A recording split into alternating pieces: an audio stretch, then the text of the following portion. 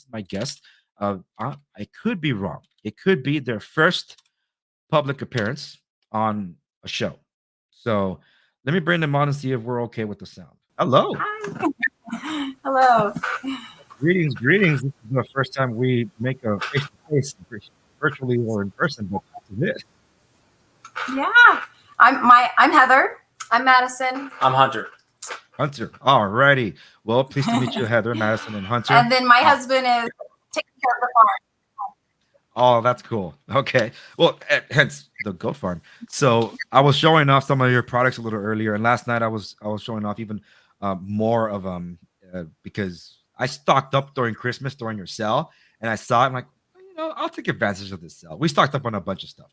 So if you haven't seen an order from me recently, it's mostly because of that. But I do have to buy another soap dish because you have a very beautiful soap dish. I'm going to pull it up here on your website for everybody to see. Let me just make sure. And my husband makes those here at our farm. Yeah. Oh, that's awesome. So we'll pass along your compliment. Oh yeah, and that's why I have to show it. Yeah, is it soap dish? Let me see. I'm typing in the results here. Yeah, there it is. For everybody to see. So your husband makes these. He does. Yes, he does. Oh, it's one of the most beautiful soap dishes ever. Aww. And so yes, please pass on my compliments. This being the first time you're on, is this the first time you're being interviewed on any platform at all? With video, yes, it is. And we're a little camera shy, but we appreciate all that you've done for our business. And when you reached out to us, I think the first time though, we had kind of covered, we were going through the flu, but we're fully recovered now and healthy. Well, the tables have turned. So I've been battling the cold for just about the better part of a week. So that's been something, but the show must go on, and thank God for the mute button. So I might be employing it quite often. So you see me fall out of frame, believe me, I'm not ignoring you. So it's fantastic to have you all on here today. So I've talked about the goat farm. I even shown I don't even think I showed you the overlay. So I'll probably show you afterwards. I'll send it through one of the socials so you could see, because when I do reaction videos, I have a different setup than I do here, and I made sure your logo was front and center. And I am enjoying these fantastic mugs, by the way. Just don't make too many varieties, or I'm gonna go broke because I'm gonna buy them all.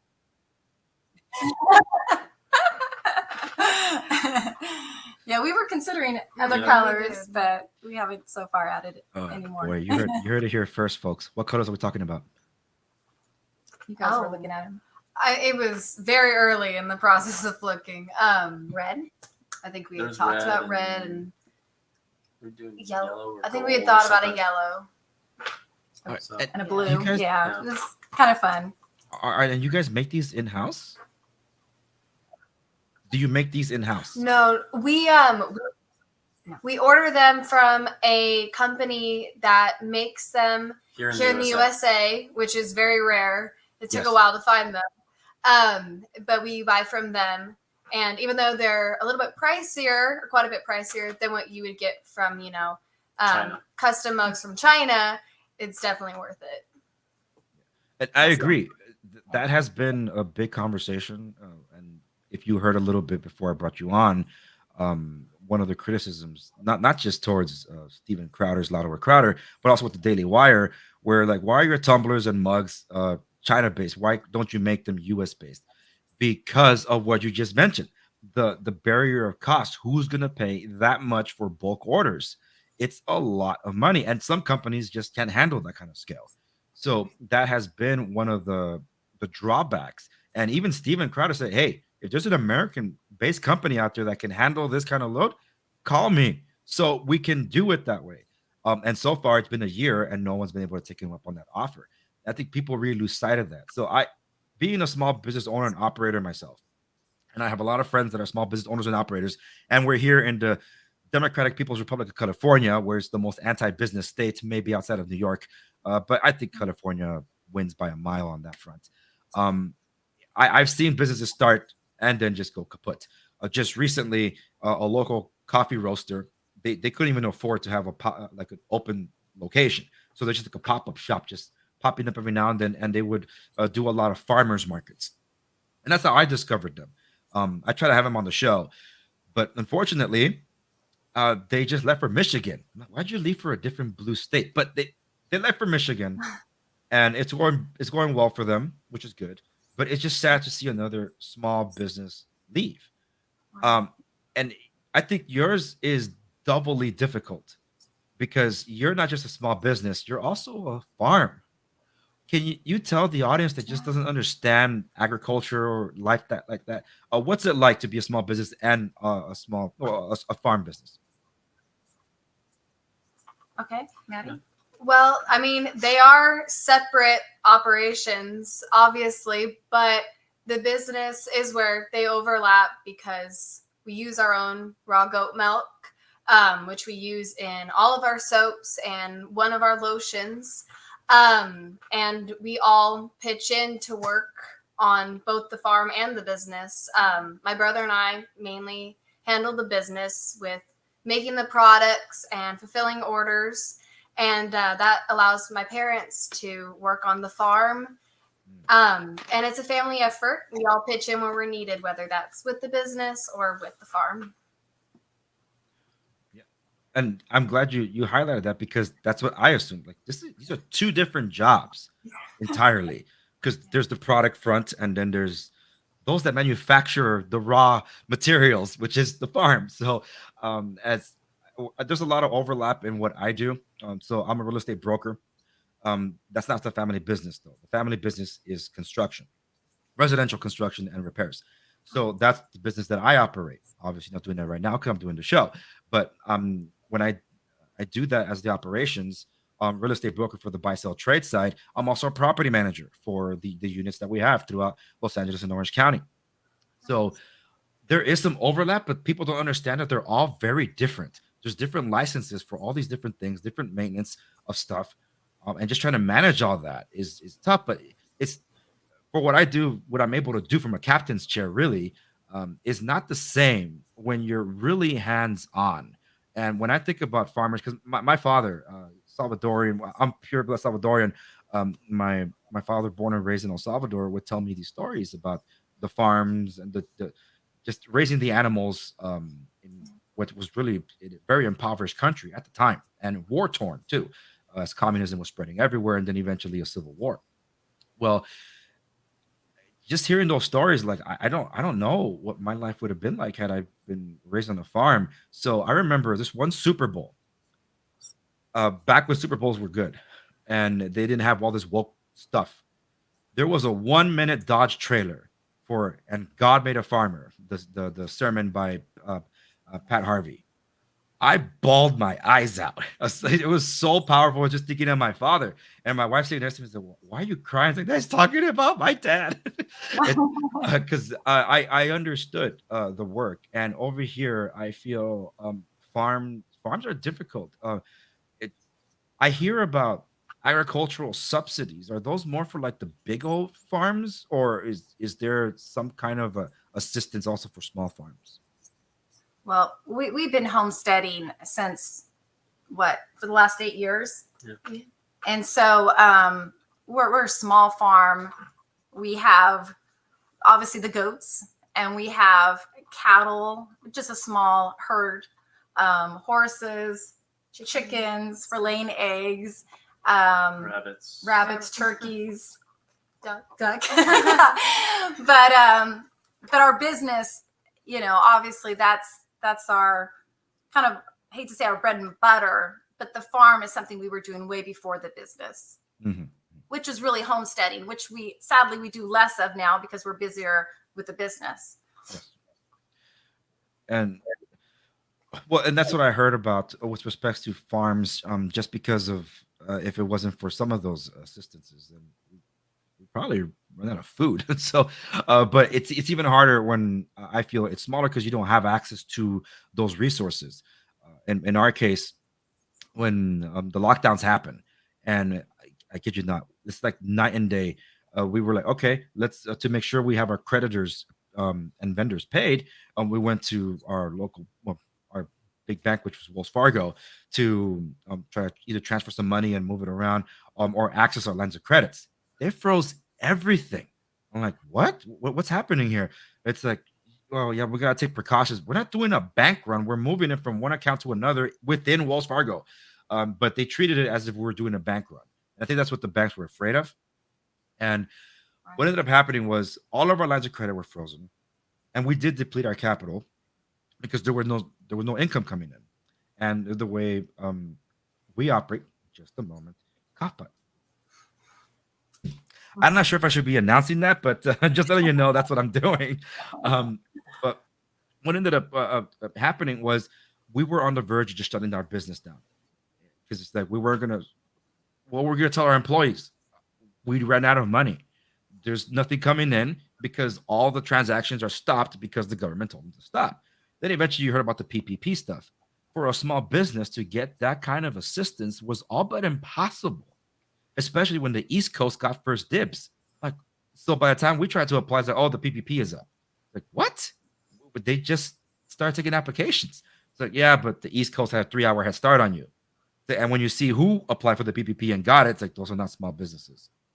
Uh, it, as much as I love Tom Brady, because he's the one that had the biggest influence in my health life, he did not need to pull a PPP for his TB12 sports stuff. It's like, dude, that's pocket change to you. Just pay it. But no, they ended up getting a lot of money that small businesses like ours could have used. But we're able to get in the second round. I felt like one of the final ones to be able to get pushed through the door to be able to get it. But then, of course, what transpired the year last year was not a surprise when a 3-letter agency came a knocking and said, "Hey, remember you got that PPP loans?" Like, yeah, but what are you doing here? It's like, well, let's find out what you did with it. Like, well, go ask the big guys. Why are you picking on small business? Story for another time. I'm not gonna get in trouble. but but those are the kind of things that us as a small business had to challenge. We didn't get the PPP in time. So we were shutting down our business. We're looking at the cusp. At the end of that week, said, "This is it. We're going to have to tell our employees to get unemployed and get some COVID damages, like some kind of assistance of sorts." It was the first time our business partners of 15 to 20 years stepped in to provide us funds that they were going to get compensated for a transaction later. And that's how we were able to stay afloat. They came in at the 11th hour. We gathered up in prayers, like, "Lord, we're going to shut down our business, but you've done the impossible. I don't know how you're going to do it here, but you are God. And I want to see what you do because I don't know. I'm out of ideas." And within an hour, we got a call from the business partner. I was like, "Really? Okay, you have to be on the nose, you know?" But he did it. We stayed open all summer. We got the PPP. And then we had the biggest intake of revenue that year that we haven't seen in previous years. It's like, wow, God, you're really awesome. So it's something, but it's something that us for anybody a small business, including yours, especially doubly with a small farm, people don't understand those difficulties. And seeing all of you, you mentioned your husband, so it's just 4 of you having to handle these operations. Well, there's 5 of us in the family. Our oldest daughter moved away, got married. So yeah, it's just the 4 of us. So that's why the balancing and thankfully trying to draw on the strengths of each one of us to handle both the business and the farm. So it's not always easy, but we've been trying. Gotcha. Well, let me ask Madison and Hunter this. This might be a little personal, so if y'all don't want to answer, too bad. No, I'm kidding. So let me ask you this: as someone that's also was born and raised into the family business, I didn't want to be here. That's for sure. It's like I had my other ambitions. I wanted to do something else with my life, but I ended up here. Not because, like, okay, you know, fine, I'll just begrudgingly sit here and do the work. No, I was out on the field. I enjoyed being out on the field. It's better than just sitting on your butt all day. But I gave my life to God to tell me, all right, you guide me where you want me to be. And he guided me right back here. And not just did he guide me back into the family business. He said, "You're going to do the desk work." Like, that's the stuff that I hate the most. And it's because I was good at it. That's why I'm the administrator now. So I've been administrating this company for about the better part of 10 years or more. So I've been at the front of it, and having to guide the company through all this and fighting its legal battles, because those legal battles always show up. But I was good at it, and I didn't know I had those talents in me. But God guided me here. But that's my story. What was it like for y'all? What's it like being in the family business? Did you see a need and fill a need, or it's like because God prefers a cheerful giver? But if you don't want to answer, it's okay. I don't want to put you on the spot. Well, I mean, we started this business 3 years ago now, so we really have been like involved the entire course of the business. It's pretty much equally our business as it is our parents. We're all kind of equal in the business, so we don't really look at it as like, oh, we have to work on the business. We're working on our business that we're trying to grow to as big as we can, and The future. we're really happy with how we've grown. And so it's not our parents' business. I mean, it's our business. Is really how it is. Family. Yeah, and I could see the pride in all of your work. I don't know if I mentioned this. I might have done this in one of my Instagram posts. I don't remember if I put it on up on Gab, but I was just so taken. I think I first started with the soaps, and after the soaps, I ended up getting the body washes and all that. Is it Castile or Castile? The liquid soap. How do you pronounce that? I We I thought it was Castle. think still. We Who say said Castile. Castile? It might be Italy. Yeah. Yeah. Okay, well, I'm gonna go with it. So, well, when I first got it and the packaging, I'm like, you can tell when you care about a product and the shipping by how the merchant is packaging. I sold on eBay. Okay, so I know what it's like. I have people complain to me, my CD arrived cracked and broken. That's look, partly it's UPS fault, but it's probably mine all own up to it. But I learned a lot about handling and packaging. So when you see those fees that people don't understand, it's like, yeah, you don't see that side of things. And especially like designing boxes and stuffing stuff inside. That's a science. But every time I receive the package from y'all, the way it's just so thoughtfully and carefully packaged, it speaks volumes to me. Is that I enjoy those unboxings like I would when I'm opening tech. And I have to say, you guys are more thoughtful in your unboxing experience than tech nowadays. They're putting less and less stuff in the box. You just open it, papers fall out. It's like, oh, there it is. It's boring now. That's why I don't do much in unboxing videos for tech. But it really speaks volumes. And I think when they order from you, will be pleasantly surprised when they experience this because it it shows the love and care of your work, the dedication, which it comes from the heart. You can't put a price on that. And the family thoroughly enjoys your products, so we use it on the daily. And we haven't gone back to the commercial stuff. And it's your fault. So just so you know.